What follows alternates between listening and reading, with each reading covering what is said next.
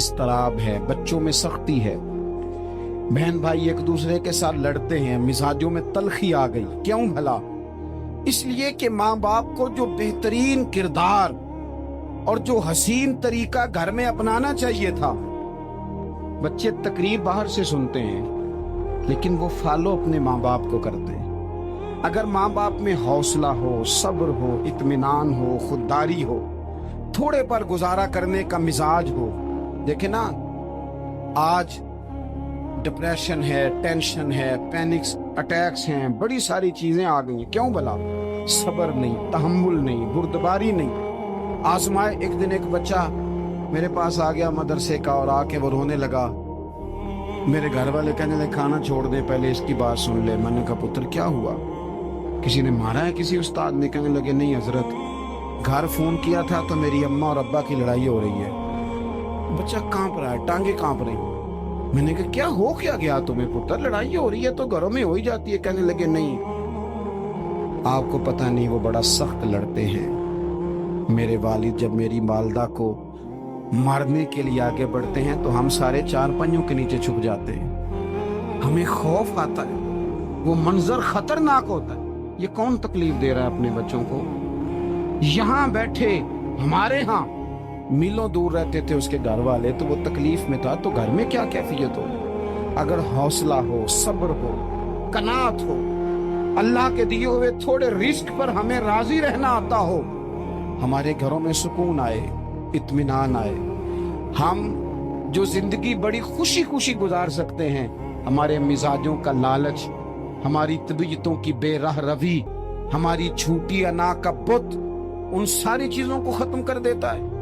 अपनी जिंदगी के अंदर अगर हम वो किरदार अपने बच्चों को दें, जिस किरदार में मोबाइल भी हो, जिसमें गाड़ी भी हो, जिसमें पैसे भी ला के अब्बा दराज में रखता हो, लेकिन वालिद का घर में मुसल्ला भी मौजूद हो, उसकी कोई तस्बीह भी हो, वो ये भी कहता हो कि खुदा ने अपने फजल से आज 5,000 दिया है तो इसमें 1,000 गरीबों का भी है, इसमें थोड़ा सा मैंने अल्लाह की रिजा के लिए भी रखा है। अगर कोई मुश्किल आ जाए तो वो बाप और माँ को सब्र करता हुआ देखते हो। अगर एक बाप कर बात करे तो दूसरा बर्दाश्त करता हो। खुदारा अपनी औलादों को इस अजियत का शिकार न करो। अपने घरों के अंदर वो खुददारी, वो प्यार, वो वकार, वो मोहब्बत, वो अंदाज आप थके हुए हैं, कोई शक नहीं। आप बहुत सारे मसाइल का बाहर शिकार होंगे, कोई शक नहीं, लेकिन आप बाहर से थक के आए हैं। और अगर आप बाहर अपनी फैक्ट्री के मालिक हैं और दफ्तर के बड़े हैं तो घर में भी तो आप बड़े हैं ना। आपकी माँ भी तो इंतजार कर रही है, उसने भी तो दुखड़ा सुनाना है ना आपको। आप ये देखिए कि आपके बच्चे भी तो इंतजार कर रहे हैं, वो चाहते हैं कि अब्बा आके बैठे तो हम उनके सीने पे चढ़ के थोड़ा खेलें। आपकी अहलिया मुंतजिर हैं। कुछ बातें बीवी किसी और से नहीं कह सकती, सिर्फ अपने शौहर से कहती है। लेकिन वो तो आते ही जलाल में आ गए साहब, वो कहने लगे तू बड़ी नालायक है, मैं थका मांदा आया हूं और तूने मुझे कहानी सुना दी है।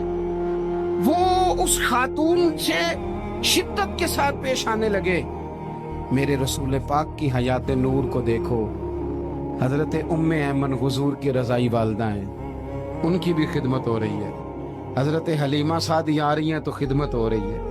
हजरत अब्बास हुजूर के चचा हैं तो करीम फरमाते हैं मेरे चचा हैं बाप की जगह। हुजूर दोस्त अहबाब सहाबा गुलामों सब के साथ प्यार कर रहे हैं। 9 अज़वाजे मुतहरात हैं घर के अंदर, और कैफियत ये है कि हुजूर सिर्फ उनकी जरूरतों का ही ख्याल नहीं करते, ख्वाहिशात का ही ख्याल नहीं करते, बल्कि मेरे करीम का तरीका ये है कि कोई बंदा आज बोल क्या रहा है, वो कहाँ खड़ा है, आज उसके जुमले किस तरह के, उसका लहजा किस तरह का हो गया है और उसे ठीक कैसे करना है।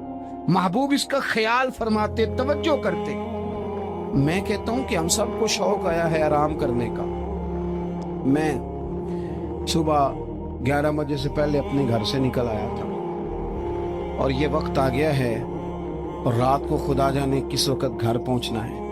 कई दफ़ा कैफियत ये होती है कि गाड़ी से उतरते हैं तो फिर दिल करता है कि कोई उठा के चलाए ना कभी। इसके बावजूद बहुत सारे लोग नाराज रहते हैं कि हमसे मिल के नहीं गए, फोटो नहीं खिंचवा के गए, फलानी जगह चाय नहीं पी के गए। ये तसलसल है। लेकिन मैं जितना मर्जी थका मांदा घर जाऊंगा ना, کبھی ایسا نہیں ہوا کہ میں گھر جاؤں تو بڑی ٹینشن میں جاؤں. میری گھر والی ایک دن مجھ سے کہنے لگی آپ نے کبھی نہیں کہا کہ میں تھکا ہوا آیا. بندہ تھک بھی تو جاتا ہی ہے نا, کبھی کہاں کرے نا. میں نے اسے پتا کیوں نہیں کہتا؟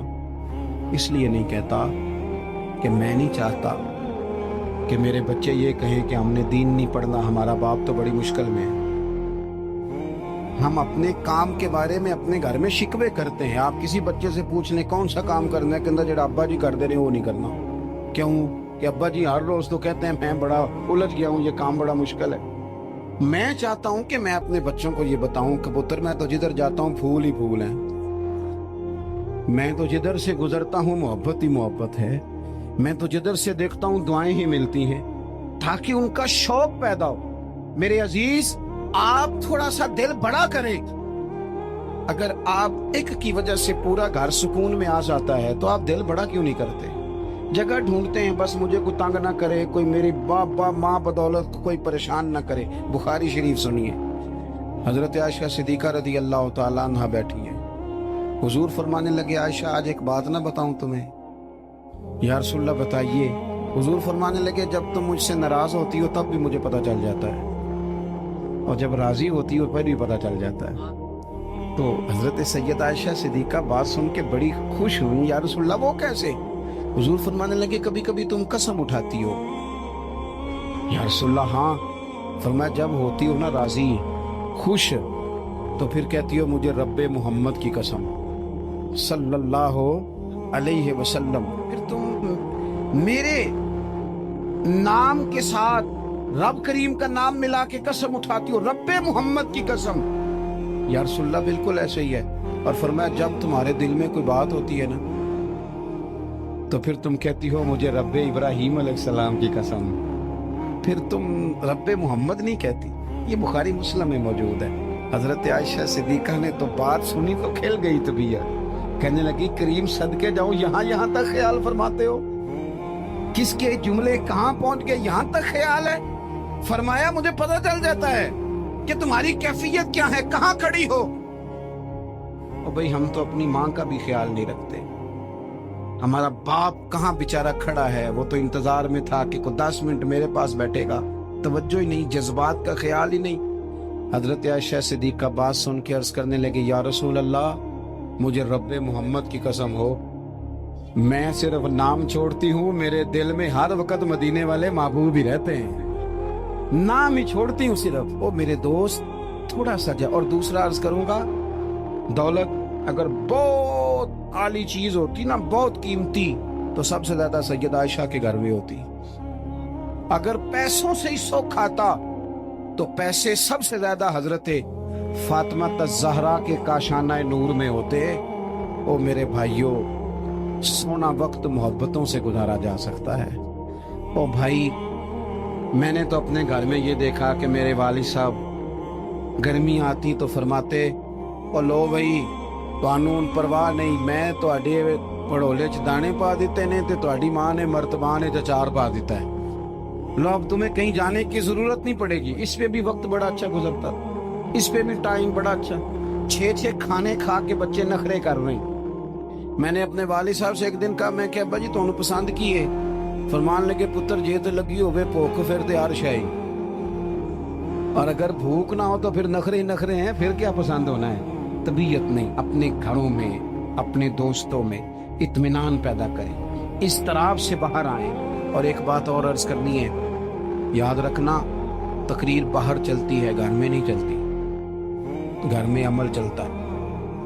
گھر جا کے آپ لیکچر دینا نماز پڑھا کرو نماز پڑھا کرو نماز پڑھا کرو نماز پڑھا کرو, تو کوئی نہیں پڑھتے گھر والے.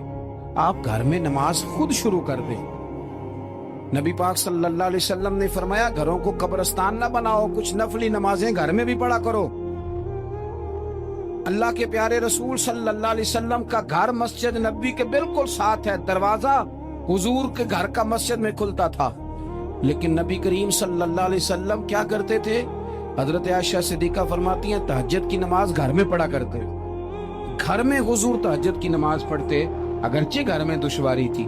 کچھ عبادات کچھ نمازیں گھر کے اندر بھی انسان پڑھے. آخری گزارش آپ حضرات سے کرنی ہے, اتنا بڑا مجمع ہے, اتنے سارے لوگ تشریف لائے ہیں, ایک گزارش آپ حضرات کی خدمت میں رکھ کے بس میں نے بات کو سمیٹنا ہے. 2 باتیں میں نے آپ کی خدمت میں عرض کی ہیں. ایک تو دینی علم کا ذوق پیدا کریں، اور دوسرا اپنے گھروں میں تھوڑا ٹھہراؤ لائیں. تھوڑا سا اپنے، یہ بچوں کے دستار فضیلت کا اجتماع تھا اس لیے میں نے یہ بات عرض کی، اپنے گھروں میں تھوڑا حوصلہ قناعت لائیں. حضرت عائشہ صدیقہ رضی اللہ تعالیٰ عنہ فرماتی ہیں ایسا نہیں تھا کہ ہمارے گھر کے اندر مال نہیں آتا تھا، اللہ کے فضل سے بڑا کچھ آتا تھا، لیکن فرماتی ہیں ہم احسار کر دیا کرتے تھے.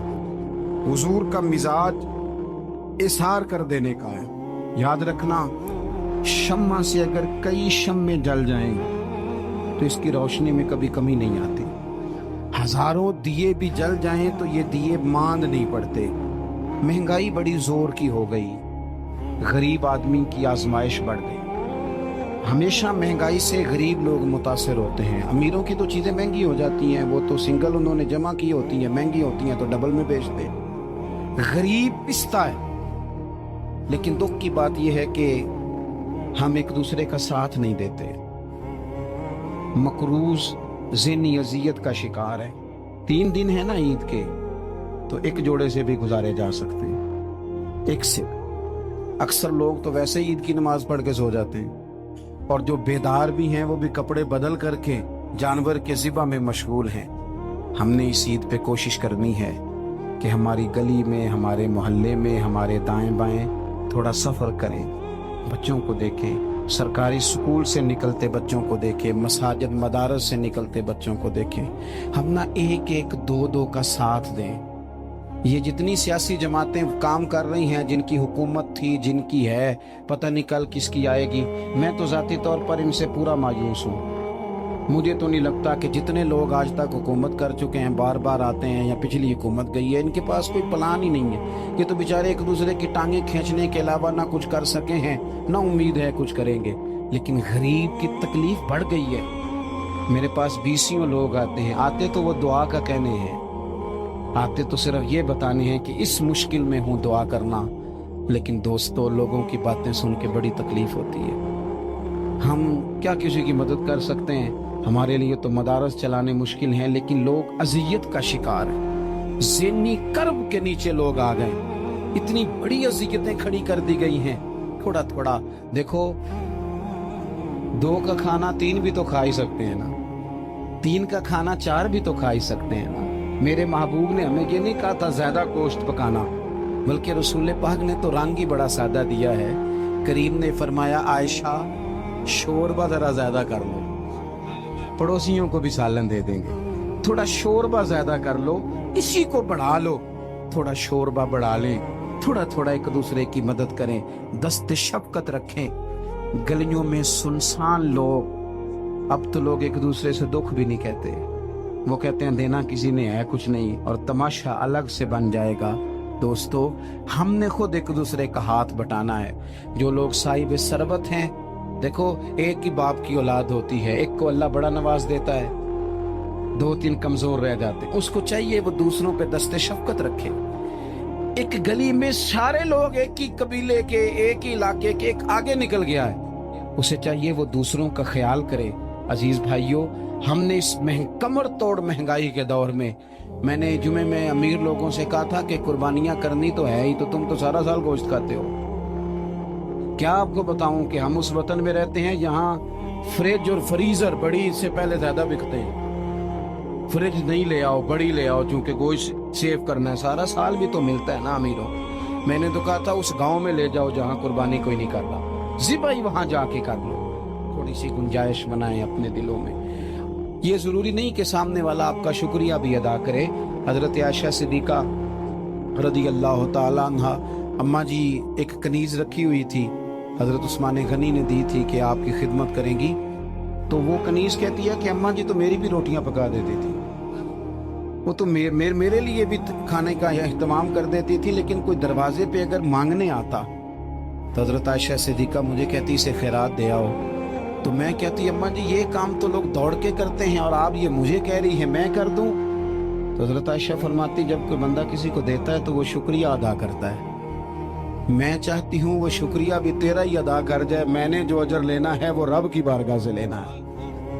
तो मेरे भाई अपनी जिंदगी में थोड़ा सा तो दिल बड़ा करें, थोड़ी थोड़ी गुंजाइश पैदा करें। और ये जरूरी नहीं कि उस बंदे का आपसे बड़ा अच्छा सलूक ही हो, ना भी हो उस गरीब का सलूक अच्छा, तो बाज़-औक़ात बंदा गरीबी में तल्ख भी तो हो ही जाता है ना। बाज़-औक़ात इंसान पे गुर्बत ज़्यादा आ जाए तो उसकी तबीयत भी तो, बीमार आदमी सख्त भी तो हो जाता है। तो मेरी आपसे ये गुजारिश है कि ये जो दिन चल रहे हैं वो हमारे यहाँ हमारे हुक्मरान कहते हैं मजीद सख्त फैसले करने पड़ेंगे। और मैंने कहा तुम्हारे लिए तो आसान है, इसलिए कि तुम तो जिस दफ्तर में बैठ के फैसला करते हो उसकी तो बत्ती कोई नहीं जाती। तुम्हें क्या पता हो, वहां तो एसी भी 1 मिनट के लिए बंद नहीं होता। ये तो उससे पूछो बाप से कि जो ईद से पहले अपनी बीवी से मशवरा कर रहा है कि ईद आ गई है, अगर बेटी के घर कपड़े ना भेजे तो उसकी सास बातें करेगी। ये छोटी ईद गुजरी थी ना, तो हमारे यहाँ कुछ लोग समझते हैं कि सखावत सिर्फ रमजान में ही करनी है और रमजान में सवाब ज्यादा है, वरना राशन वंडन वाले लोग को ईदों बाद भी भूख लग दीजिए, ईद के बाद भी उसी तरह ही गरीब के साथ पेट होता है, लेकिन तवज्जो नहीं। फरमाया नबी करीम अलैहिस्सलाम मोमिनों से उनकी जानों से भी ज्यादा करीब है। अजीज दोस्तों, बहुत सारे दुनिया में रिश्ते इंसान के होते हैं, लेकिन कुछ रिश्ते बहुत गहरे एहसास के रिश्ते होते हैं। उन सब रिश्तों में हमारा सबसे हसास रिश्ता नबी करीम अलैहिस्सलाम के साथ, और कुरान मजीद ने फरमाया कि ये महबूब तुम्हारी जानों से भी तुम्हारे ज्यादा करीब है। आज तक कोई नहीं बता सका कि जान इंसान के जिस्म के कितना करीब होती है, तो जो जान से भी ज्यादा करीब। नबी करीम अलैहिस्सलाम अपनी उम्मत के लिए बहुत ज्यादा एहसास फरमाते। ये जो हर उन्वान पर आपको नबी पाक अलैहिस्सलाम के इरशादात मिलते हैं, तालीमात मिलती हैं, तरबियत मिलती है, उसकी भी वजह यह है कि अल्लाह के महबूब अलैहिस्सलाम बहुत एहसास फरमाते अपनी उम्मत का, जगह जगह पे समझाते, कायल करते। हमारे अंदर जितनी भी कमजोरियां हैं हुजूर अलैहिस्सलाम ने उन सब की निशानदेही फरमाई। जिन रस्तों पे हमें चलना था उन सब रस्तों को वाज़े करके खोल के हुजूर ने बयान फरमाया। उसका नतीजा ये निकला कि उम्मत मुस्लिमा के पास निसाब जिंदगी इतना ज्यादा है कि किसी से भी कोई चीज मुस्तार नहीं लेनी पड़ेगी, किसी से भी कोई चीज उधार नहीं मांगनी पड़ेगी। सारा कुछ रसूल करीम अलैहिस्सलाम ने हमें अपने फजल से और अपनी रहमत से अता फरमाया, और उस पर नबी पाक अलैहिस्सलाम का अपना फरमान शाहिद है। करीम फरमाते हैं कि मेरी और तुम्हारी मिसाल उस शख्स की तरह है जिस आदमी ने आग रोशन की थी तो पतंगे उसमें गिरते थे, तो वो उन पतंगों को रोकता था कि तुम अगर आग में गिरोगे तो जल जाओगे।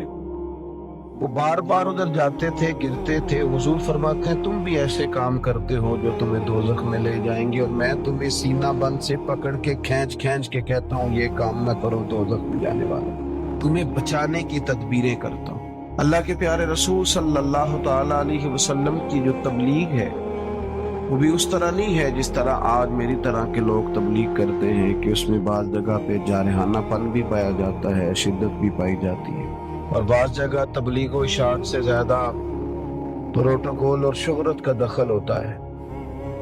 नबी पाक अलैहिस्सलाम की जो तबलीग है उसमें निहायत दर्द है, निहायत एहसास है। कभी आपने देखा है कि माँ जब अपने बेटे को समझाना चाहती है या बाप अपने बेटे को समझाना चाहता है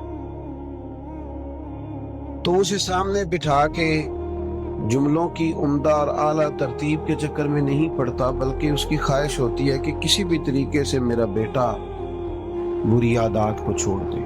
उसके लिए वालदा रोती भी है, गुजारिश भी करती है, समझाती भी है। बाप उसके लिए बड़ी जद्दोजहद भी करता है और बेटे को ये भी बताता है कि बेटा मैंने तो सारी जिंदगी तेरे नाम कर दी और मैं ये चाहता हूँ कि तू समझ जाए, तेरे अंदर तब्दीली आ जाए।